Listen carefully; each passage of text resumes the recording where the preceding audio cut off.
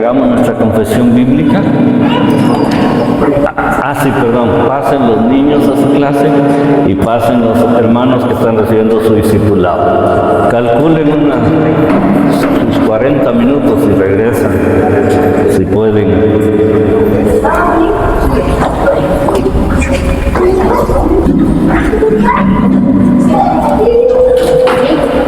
Ok, hacemos nuestra confesión bíblica, mis hermanos. Decimos: mi Biblia es la palabra de Dios.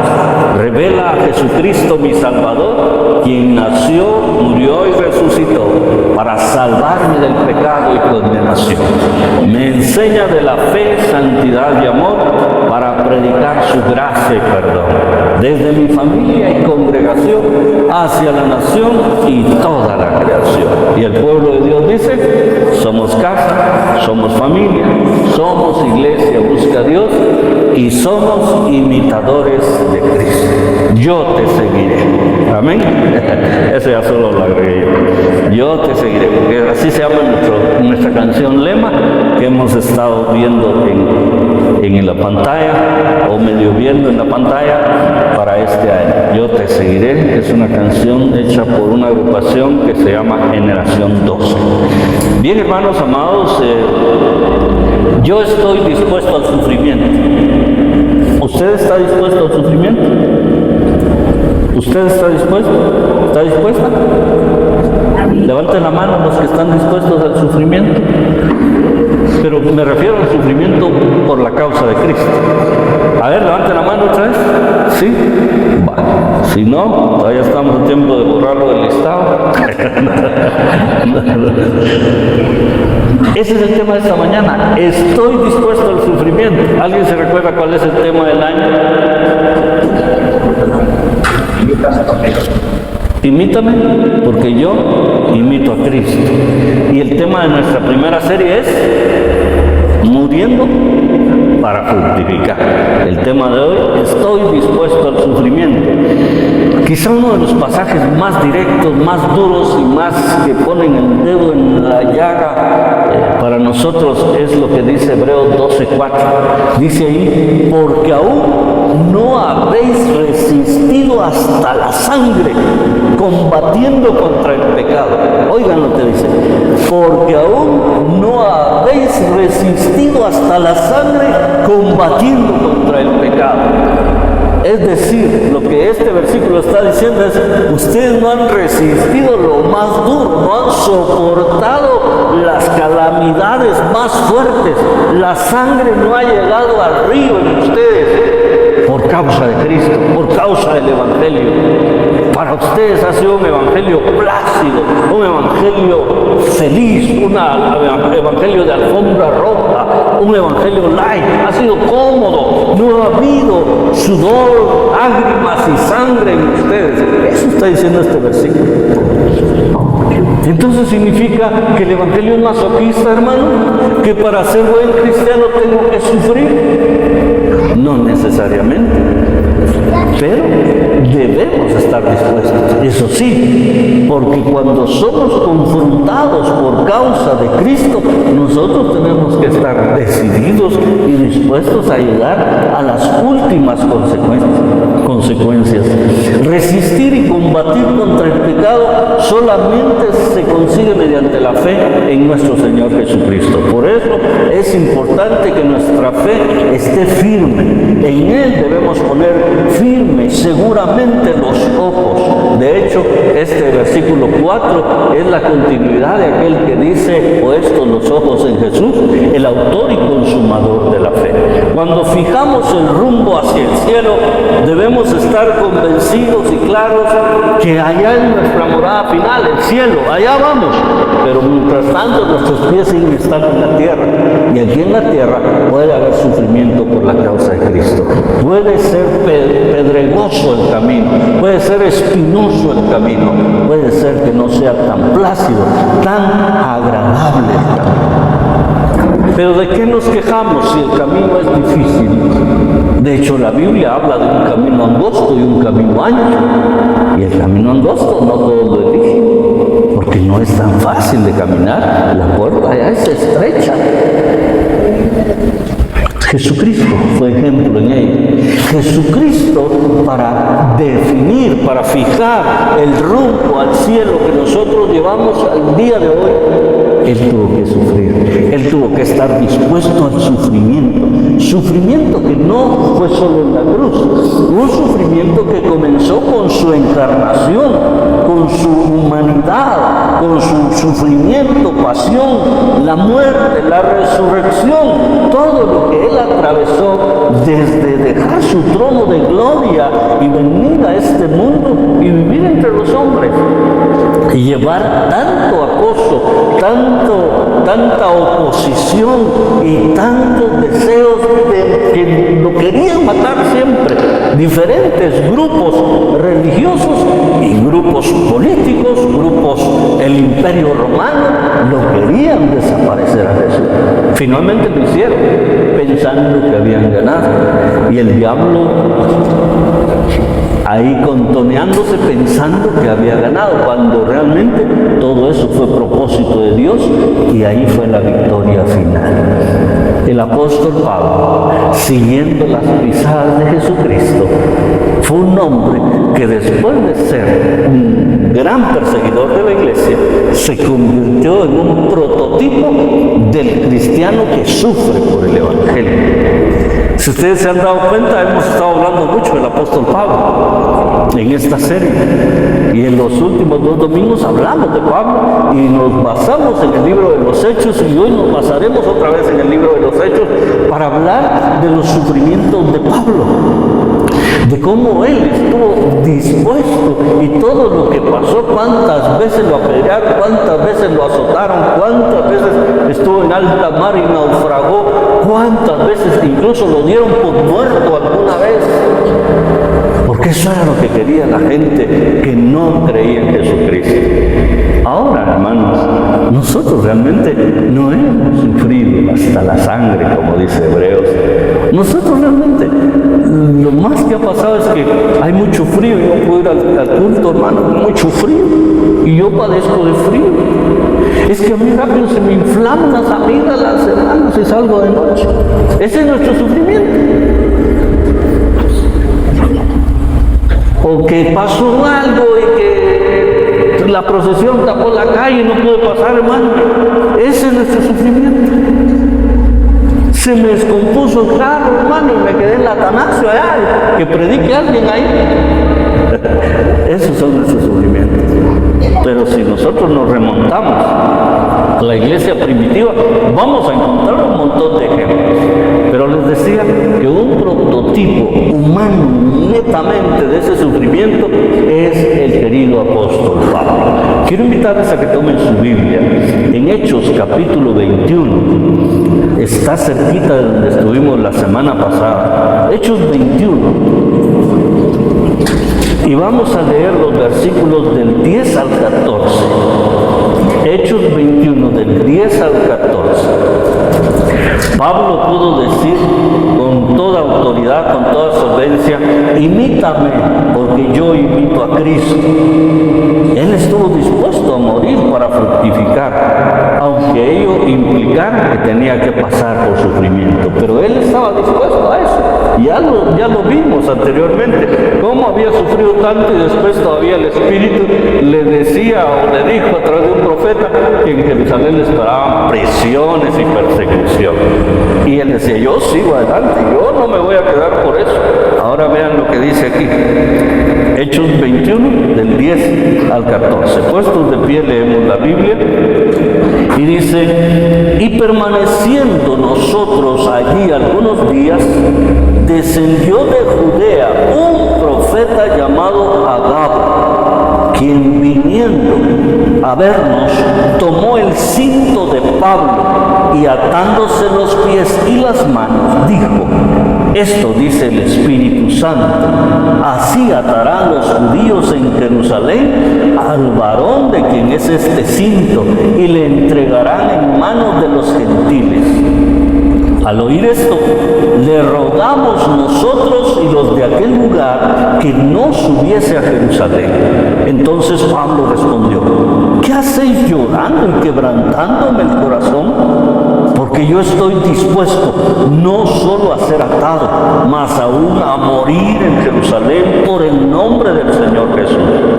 Y como no le pudimos persuadir, desistimos diciendo, hágase la voluntad del Señor.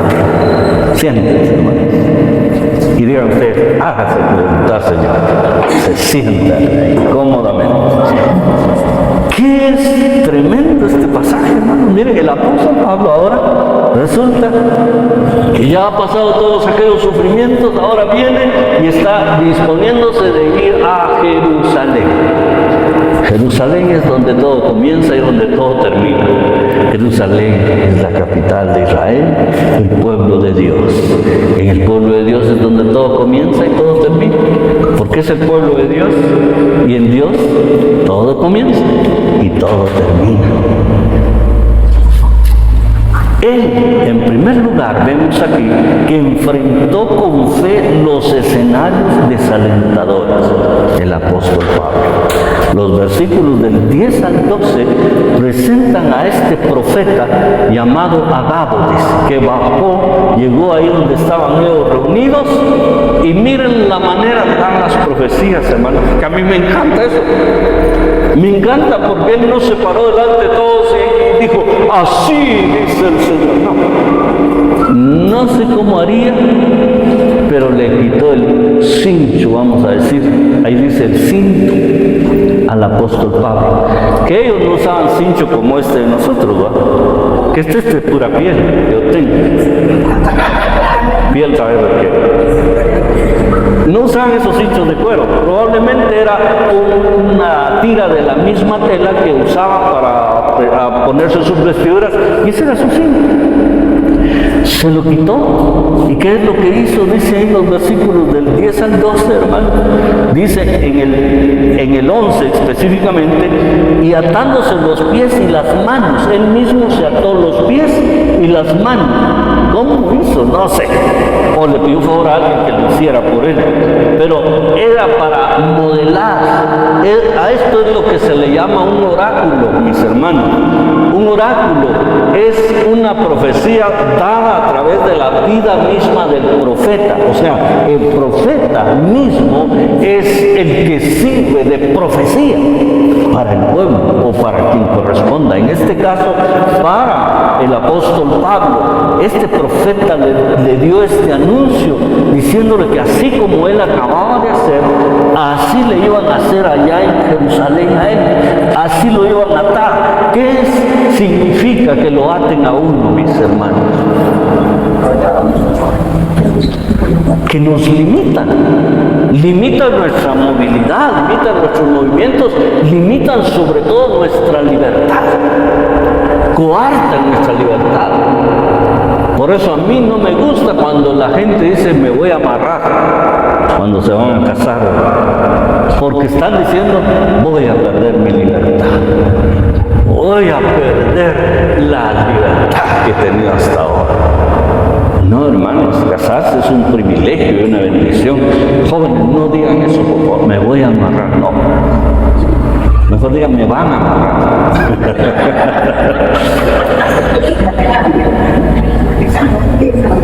Y entonces lo que está diciendo aquí este hombre es que los sufrimientos continúan, que el apóstol Pablo no ha terminado su carrera, no ha terminado lo que él tenía como ministerio, y que sobre esos sufrimientos que él ya ha tenido vendrán nuevos sufrimientos, vendrán más dolor, más lágrimas, más coerción de su libertad.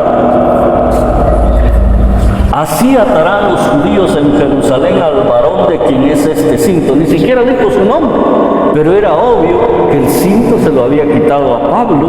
Entonces así atarán en Jerusalén al dueño de este cinto, que es Pablo, y lo entregarán en las manos de los gentiles. Miren el anuncio en que termina, que no solo lo van a atar, no solo lo van a limitar, le van a coartar su libertad, lo van a entregar en manos de los gentiles.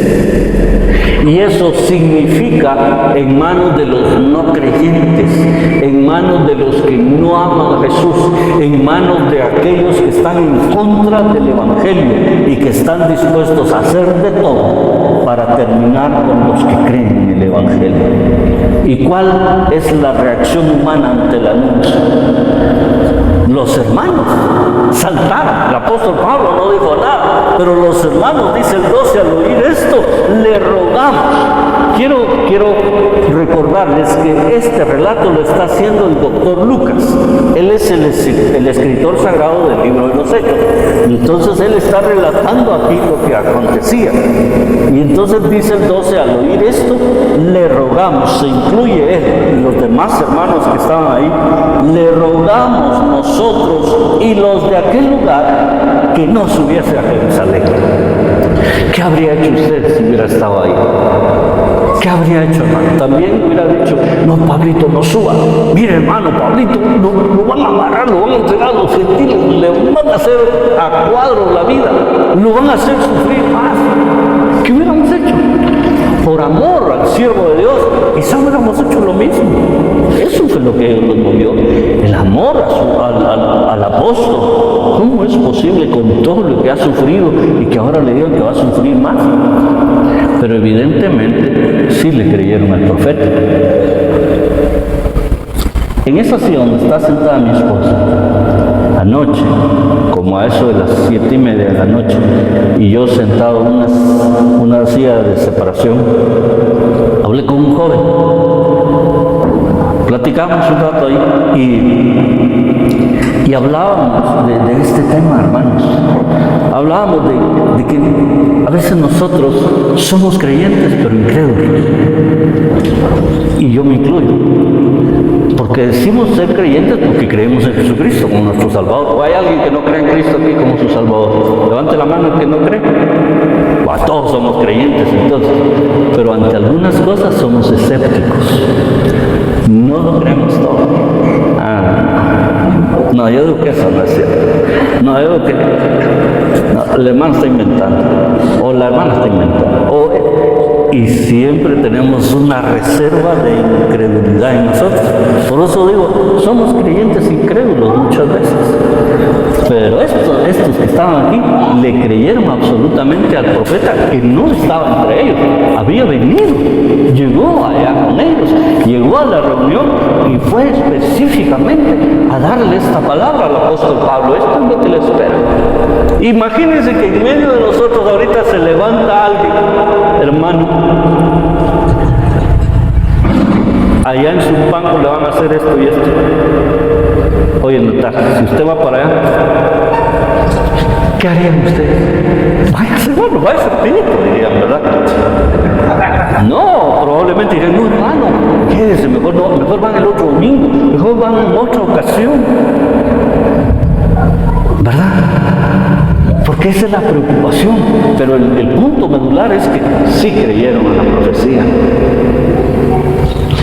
Por eso la palabra nos enseña a nosotros que debemos discernir. Dios nos da la capacidad de discernir, porque también es cierto que en la verdad hay falsedad, o ante la verdad, mejor dicho, se levanta la falsedad. Y entonces, si viene alguien hablando algo que no es del Señor, nosotros tenemos que discernir lo que realmente el Señor quiere hablar, lo que realmente el Señor está diciendo. Porque hay profecía, yo de repente en alguna ocasión me he aventurado a tratar de dar alguna profecía, pero yo no soy profeta, hermano, mi hijo es profeta, dijo Amós. Pero a veces uno, motivado por el buen deseo o por el cariño que tiene por esa persona, le dice algo como en forma de profecía, pero no es una profecía porque Dios no se la dio. Nació de mi buen corazón, nada más, de mi buen deseo por esa persona. Aquí probablemente ni conocía al apóstol Pablo. Y viene y dice esto, ellos le creen. Y empiezan a rogarle a Pablo, no, Pablo, no, por favor. Y eso podemos pensar en general, hermanos, que cuando hay un escenario difícil adelante, que nos es conocido, que nos es revelado a nosotros muchas veces nos hacemos atrás. Nosotros nos detenemos, nosotros decimos, no, entonces no vale la pena. O comenzamos a renegar, o nos frustramos, o nos sentimos fracasados. ¡Hala! Lo que yo quería ir, ahora ya no voy a poder ir, ya no voy. Y nos hacemos atrás. Y tomamos una actitud negativa cuando sabemos que aunque el escenario sea difícil, sea duro, pero por la causa de Cristo vale la pena enfrentarlo. Y eso es lo que a nosotros nos falta. Pero bueno, continuemos. El apóstol Pablo dice en los siguientes versículos: estoy dispuesto al sufrimiento. Versos 13 y 14. Entonces Pablo respondió: ¿qué hacéis llorando y quebrantándome el corazón? Porque yo estoy dispuesto no solo a ser atado, mas aún a morir en Jerusalén por el nombre del Señor Jesús. Y como no le pudimos persuadir, desistimos, dice Lucas, diciendo: hágase la voluntad del Señor. Ellos entonces trataron de convencerlo a Pablo de que ya no fuera a Jerusalén, pero eso era como interrumpir el ministerio que Dios le había dado, interrumpir la misión para la cual él había sido llamado, interrumpir la carrera que el Señor le había permitido desarrollar ministerialmente. Imagínense, esto se me hace muy conocido, muy parecido a lo que le sucedió a Jesús con Pedro. Cuando Pedro le dice: Señor, no permitas que te pase esto. ¿Y qué le dijo el Señor a Pedro? Apártate de mí, Satanás. Pablo no fue tan duro con ellos. El Señor fue más duro, que le dijo: apártate de mí, Satanás. ¿Qué le dio a entender Jesús a Pedro? Que Satanás lo estaba usando para interrumpir los planes de Dios en la vida de él. Y aquí el apóstol Pablo no es tan duro, pero sí les hace ver esto. Les dice en el verso 13 ¿qué hacéis llorando y quebrantándome el corazón? Nosotros sabemos, hermanos, que el entorno negativo que se puede generar puede quebrantar el corazón. Cuando en un grupo de personas empiezan todos a llorar y que es que mira, hermano, que esto le va a pasar y no se vaya, pero ¿qué es, hermano? Todavía no queremos. No ves quién haga la limpieza. No ves quién limpia la silla. Y todos empiezan a generar un ambiente, un entorno negativo. ¿Qué pasa con el corazón de la persona que tal vez estaba muy decidida? Pensándolo bien, tal vez tienen razón, ¿verdad? Y se empieza a achicopalar, como dicen en el oriente del país. Se empieza a llenar de temor. Eso es lo que hace el quebrantamiento, mis hermanos. Puede crear un ambiente negativo, puede hacer que alguien que estaba decidido a lograr algo se retraiga y se haga para atrás y ya no quiera hacerlo y pierda esa determinación que tenía. Sin embargo, el apóstol Pablo más bien los amonesta aquí: no hagan eso, por favor, mis hermanos. Lo que les está diciendo está bien, la reacción de ustedes es una reacción humana, pero nosotros aquí tenemos que tener una reacción de fe. Tenemos que entender que los planes de Dios se tienen que cumplir, sí o sí, y que se cumplirán, ya sea que yo esté dispuesto o que yo no esté dispuesto, porque si no vendrá otro que tomará tu lugar otra persona. ¿Y cuántos están contentos de que lo que usted podía haber hecho bien, no lo hizo, se fue y viene otro y lo hace mejor? No, eso no nos gusta. Nosotros queremos que Dios nos use a nosotros, pero para eso debemos disponernos a sufrir por Jesucristo. Porque además de evitar caer en ese estado de negatividad, el apóstol Pablo desde su interior les hace ver lo que realmente le estimula. Él dice: debemos estar dispuestos. Es que fíjense, hermanos, que no es lo mismo estar disponible que estar dispuesto. Hay personas que están disponibles, pero como no están dispuestas, no sirven al Señor. Y hay personas que son muy ocupadas, pero como están dispuestos, aún así dicen: yo quiero servir al Señor, yo lo hago. No hay que lo haga, yo lo hago, no se preocupen, yo lo voy a hacer. ¿Quién quiere la acción el otro domingo, hermano?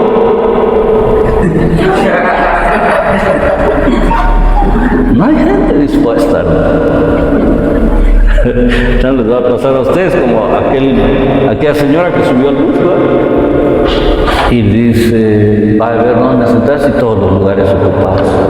Pero había varios muchachos sentaditos ahí en el bus. Y ella dice, ay Dios, ya no hay caballeros. Y otro de aquellos que son menos fuertes, le dice, señora, caballeros sí hay, lo que no hay son lugares. Y ustedes seguramente están dispuestos a dar la refacción todos los domingos, pero mira, tenemos discusión, pero no tenemos piso.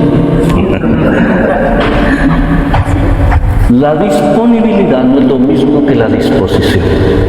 No siempre vamos a estar disponibles, no siempre vamos a tener el tiempo necesario o las condiciones necesarias para hacer algo para el Señor. Pero si estamos dispuestos, hermanos, Dios nos usará. Dios nos usará. Si usted está deseando levantarse a predicar y dice, no, pero es que yo no puedo, ahí ya se puso usted una limitante. Ahí ya muestra que no está dispuesto. Tiene que estar dispuesto. Yo lo voy a hacer. Los primeros 50 años uno se equivoca, pero después ya lo hace bien. Y yo, como tengo 30, todavía tengo derecho a otros 20 a equivocarme, así que no se preocupen.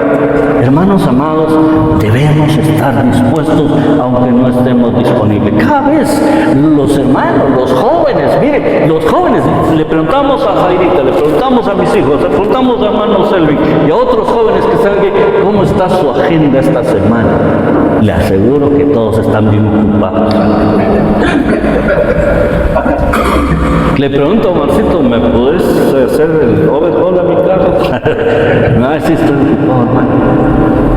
Tienen mucho trabajo. Los jóvenes, yo me sorprendo, hermano. Y hay quienes todavía tienen un trabajo y agarran otro voluntariamente. Pero eso no es malo. Lo malo es que por afanarnos en las cosas materiales no estemos dispuestos, ni disponibles, ni dispuestos para la obra del Señor. Y tenemos 4 diáconos. Y entonces nos vamos al versículo 20 de nuestro pasaje y con eso vamos a terminar. Fructifico para la gloria del Señor. Versículo 20 del 21, de Hechos 21. Dice, cuando ellos lo oyeron, glorificaron a Dios y le dijeron, ya ves, hermano, cuántos millares de judíos hay que han creído y todos son celosos por la ley. Ya ves, hermano, cuántos millares. Nosotros alabamos mucho a Pedro porque en una predicación se convirtieron 3 millares. Pero aquí no eran 3.000, aquí eran ¿cuántos millares? La palabra cuántos no nos define una cantidad, pero nos da la idea de que era una cantidad muy grande. ¿Cuántos millares de gentes, de gentiles, de personas han creído, de judíos, dice aquí, perdón, que han creído? Y todos son celosos por la ley. Es decir, dentro de los judíos, el ver el ejemplo de un judío que podía jactarse de ser un verdadero judío, de haber sido de lo mejorcito de los fariseos en cuanto a la ley, perseguidor de la iglesia, que era el apóstol Pablo, convertido de tal manera, sirviendo con tal pasión y con tal determinación al Señor Jesucristo. Estos judíos se vieron inspirados por eso y ellos eran celosos de la ley también. Pero aquí los hermanos le dicen en Jerusalén, los del concilio que lo recibieron le dicen, mira hermano, qué testimonio has dado tú con el trabajo que has hecho para el Señor. Estos son los resultados, este es el fruto que tú has dado para la gloria de Dios. El fruto entonces es que los hermanos glorifiquen a Dios, porque aquí era como quien dice el concilio general de la misión, como quien dice el consejo central de las iglesias centroamericanas, o como quien dice la alianza evangélica de Guatemala, la directiva en pleno que le estaba hablando al apóstol Pablo y le estaban reconociendo, pero sobre todo estaban glorificando a Dios por la obra y el trabajo que el apóstol Pablo estaba haciendo, y porque él no se detenía a pesar de los sufrimientos, a pesar de toda la adversidad que había tenido que enfrentar. Alabaron, dieron gloria y honra al Todopoderoso. ¿Qué es lo que debemos esperar nosotros? ¿Qué es lo que debemos esperar? Que nos diga, hermano, usted qué pilas para predicar. Hermano, usted cómo hace para dirigir la alabanza. Pero mire, es que yo siento que estoy en el cielo cuando usted dirige, hermano. Eso estamos esperando, que nos alaben a nosotros. Error. El verdadero fruto de nuestro trabajo para el Señor debe ser que la gente empiece a glorificar a Dios. Es que a veces a nosotros no es malo que nos feliciten por algo bueno que hicimos, no es malo. Y normalmente hemos aprendido que, bueno, si nos felicitan, gloria a Dios. Gloria a Dios, hermano. Que quede un poquito para mí, que quede un poquito para mí en el fondo del corazón. ¿Sabe cuál sería lo realmente eficaz? Que con lo que yo hago, la gente diga, gloria a Dios por lo que hizo, hermano. Que no me echen las flores a mí, que se las echen directas al Señor, para que Él no me quede con ninguna antes de enviárselas a Dios. Ese es el punto. Y la conversión de mucha gente. Anoche en los grupos hablábamos del gozo que debe haber en nosotros por la propagación del Evangelio. Este mismo apóstol nos enseñó anoche en los grupos, estando él en la cárcel, que se gozaba, porque después de que lo metieron preso a él, entonces allá los hermanitos, los que lo querían y los que no lo querían, empezaron a predicar. Los que lo querían lo hicieron porque amaban al Señor, amaban su obra y querían seguir haciendo lo que Pablo les había enseñado a hacer. Los otros lo hacían por envidia, pero predicaban bien también, ganaban almas para Cristo. Y Pablo dice, yo me gozo con los dos. Tanto aquel que es envidioso que está predicando por contienda, como por este que lo hace por el amor a Dios. Porque el resultado al final era que las almas se estaban convirtiendo. Y eso es lo que estamos diciendo aquí. La conversión de millares. Haber ido a Jerusalén fue altamente productivo, porque muchos judíos, y esto hay que hacer énfasis, muchos judíos celosos por la ley mosaica se convertían al Señor. Pero ¿qué escuchamos, hermanos, amados líderes en los grupos? Nos decimos, ¿tienen un amigo que anotar? Mire, aquel su amigo usted que se llama no sé cómo, no lo pongo. Usted es bien católico. No, es que ese es testigo de Jehová. Ese es mormón. Ese es nuestro argumento para no anotar.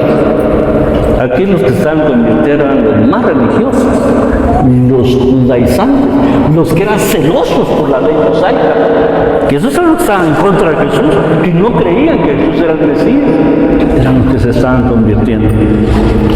Se ha dicho pagano, estos son celosos de la ley, estos no les predico.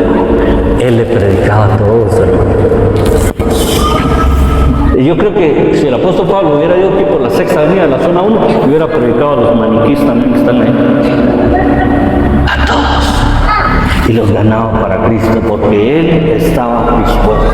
¿Qué tan dispuesto está usted, mi amado hermano, mi amada hermana? ¿Qué tan dispuestos estamos nosotros para seguir haciendo la labor de Dios? Y para que en un momento otros nos quieran imitar a nosotros, porque nosotros imitamos a Cristo. Para que otros vean en nosotros que estamos dispuestos a morir para fructificar. Y ese morir, ni siquiera lo tenemos que decir tan literalmente, porque morir para nosotros no es que nos quiten la vida, simplemente es renunciar a muchas comodidades, a muchas situaciones que tal vez nos atraen, pero que sabemos que van a traer buen resultado para el Evangelio si nosotros sacrificamos aquello. Eso es morir, dejar nuestra zona de confort, nuestra zona de comodidad, y entonces que otros nos imiten, porque nosotros imitamos a Cristo. El mensaje de hoy es: estemos dispuestos. Beso tus pies delante de todo. No importa lo que pensarán de mí. Beso tus pies delante de todo.